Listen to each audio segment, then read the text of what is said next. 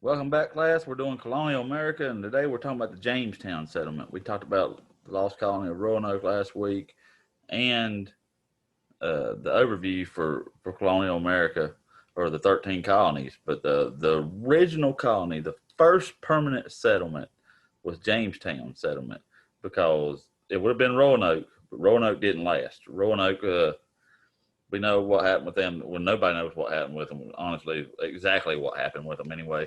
But we were talking about the Jamestown settlement today, and it's a pretty. They had hard times just like the Roanoke colony, but they lasted and became the first permanent settlement. So, like I said, Jamestown was the first permanent English settlement in North America, and it was founded in 1607. Jamestown Settlement. Jamestown was the first permanent English settlement in North America. It was founded in 1607 and served as the capital of the Virginia colony for over 80 years. All right. In 1606, King James I of England, he gave the Virginia Company of London permission to establish a new colony in North America. So they financed it. They sent 144 men altogether. There's no women. 144 men, 105 settlers, and 39 crewmen aboard the ships, the Susan Constant, the Godspeed, and Discovery, to set sail for America, to start this colony. Setting sail for America. In 1606, King James I of England gave the Virginia Company of London the charter to establish a new colony in North America. They financed an expedition of 144 men, 105 settlers, and 39 crewmen to travel to America aboard three ships named the Susan Constant, the Godspeed, and the Discovery.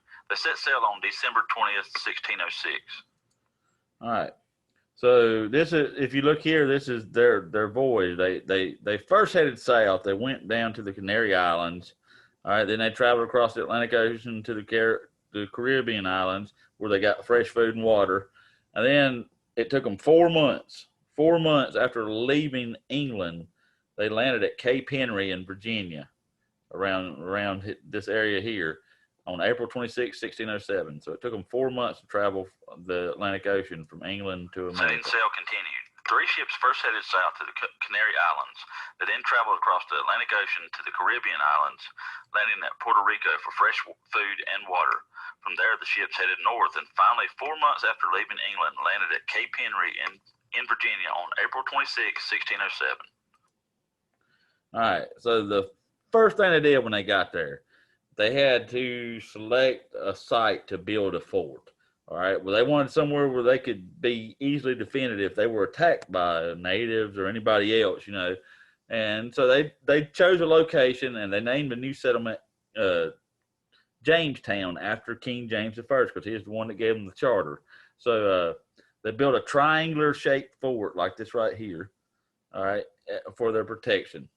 But as you'll see, the spot or the location of it wasn't the best as they thought it was going to be. Jamestown. The first order of business was to select a site to build a fort. The settlers explored the coast and picked an island spot that could be easily defended if they were attacked by the local natives. They named the new settlement Jamestown after King James I. They then built a triangular-shaped fort for protection. All right.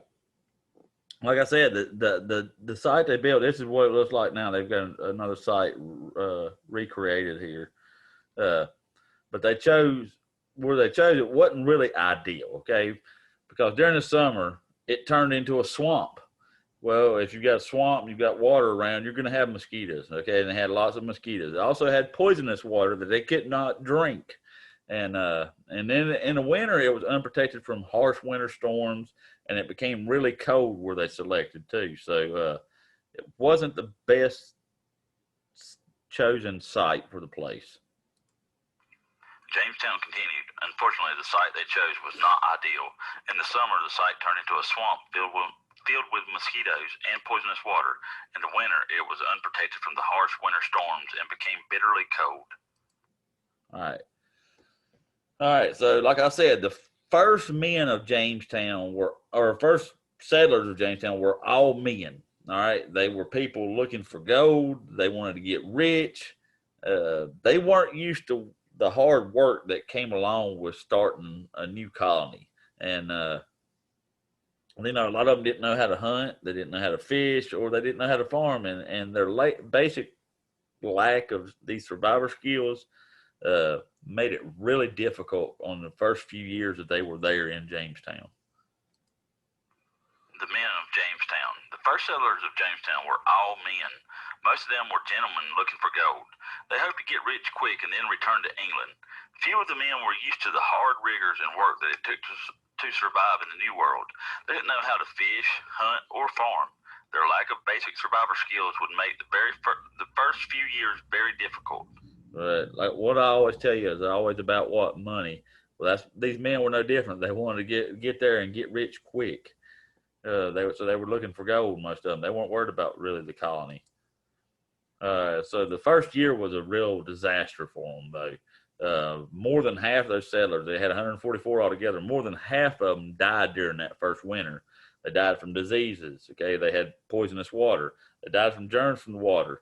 They died from starvation because they weren't learning to grow crops. They weren't growing crops. They was waiting on somebody else to do the work. So and some were even killed in disputes over with the Native Americans, the Powhatan. And the only reason they survived that year was with the help of the Powhatan and a resupply ship that arrived in January. The very first year was very difficult. The first year was a disaster for the settlers. More than half of the original settlers died during the first winter. Most of them died from diseases, germs from the water, and starvation. A few were also killed in disputes with the local Native American peoples called the Powhatan. The settlers that did survive only survived with the help of the Powhatan and a resupply ship that arrived in January. All right. So the local Native Americans were part of this large confederacy of tribes, and they were called the Powhatan. And at first, the settlers, like I said, they didn't get along with them. All right. Some settlers were killed. They were kidnapped by the Powhatan when venturing outside the fort. And they just did not get along at first. It took a couple of different things to happen for them to start getting along better. The Powhatan. The local Native Americans were part of a large confederacy of tribes called the Powhatan. At first, the settlers did not get along with the Powhatan. Some settlers were killed or kidnapped by the Powhatan when venturing outside the fort. All right. It wasn't until Captain John Smith took over the colony when these relationship with the tribe started to improve. Smith went to visit them. All right. Well, he was captured when he went to visit them, and they were going to execute him. They were going to kill him. And Pocahontas, the daughter of the chief, intervened and saved his life. And after that, the relationship between the two started getting better. And which was good because then they were able to trade with them and get goods from each other. So, but Pocahontas saved his life. Captain John Smith. It wasn't until Captain John Smith took over the leadership of the colony that the relationship improved. When Smith attempted to visit the Powhatan chief, he was taken captive. Smith was saved when the chief's daughter, Pocahontas, intervened and saved his life. After this event, the relationship between the two groups improved, and the settlers were able to trade with the Powhatan for much-needed goods. All right, this is Captain John Smith here on the right. He became the president of the colony in 1608, and he wasn't like the rest of them. He wasn't a gentleman. He was a seaman and a soldier, and with his leadership, the colony started to improve a little bit and get better, even though he was very hard on the men. John Smith continued. It was in the summer of 1608 that Captain John Smith became the president of the colony. Unlike the other leaders, Smith was not a gentleman, but an experienced seaman and soldier. Smith's leadership gave the colony a chance to survive. All right. So a lot of these settlers didn't like Smith, though, okay, because he made this new rule. And that rule said, if you don't work, you don't eat.